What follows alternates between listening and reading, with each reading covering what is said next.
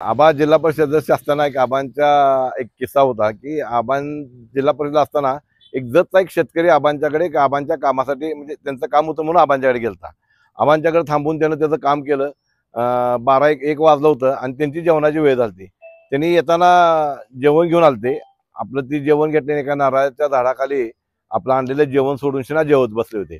ते आबांनी सहज आबांचं काम झालं तर आबा तिथून चालले असताना आबानं ते जेवण सोडलेलं बघितलं आणि आबा त्या म्हाताऱ्या आजोबांच्या पाशी जाऊन बसले. त्यांनी आणलेलं जेवण त्यातलं जेवण खाल्ले आणि त्यांचे एक मित्र होते कराळे मुंशीना.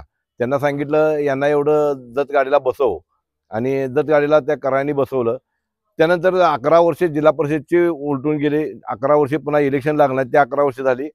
10 वर्ष आमदारकी झाली. पुन्हा 5 वर्षानं ग्रामविकास मंत्री आबांच्याकडे आल्यानंतर त्या आजोबांना ते कळले की आबांना ग्रामविकास खाते मिळाले. ते आजोबा आबांना अंजनीत भेटायला आले. भेटायला गेल्यानंतर त्यांना आत कोण जात नव्हते. एवढी तुफान गर्दी होती की लोक त्या आजोबांना बघायचे आणि आजोबांना ढकलून बाजूला काढायचे आणि लोक आत जात होते. सहज आबांचं लक्ष त्या आजोबांच्याकडे गेले आणि सर्वांना सांगितलं आजोबांना आत येऊ दे आणि आजोबांना आत बोलवून घेतलं. आजोबांना सांगितलं की तुम्ही आणलेली भाकरी मी नारळाच्या झाडाखाली बसून जिल्हा परिषदमध्ये खाल्ली होती. तुम्हाला आठवतं का? हो मला आठवते. म्हणून तर म्हणलं तुम्हाला मी येताना बाजरीच्या भाकरी घेऊन आलो आणि त्या आजोबाने आणलेल्या बाजरीच्या भाकरी त्यावेळेला आबांना दिले.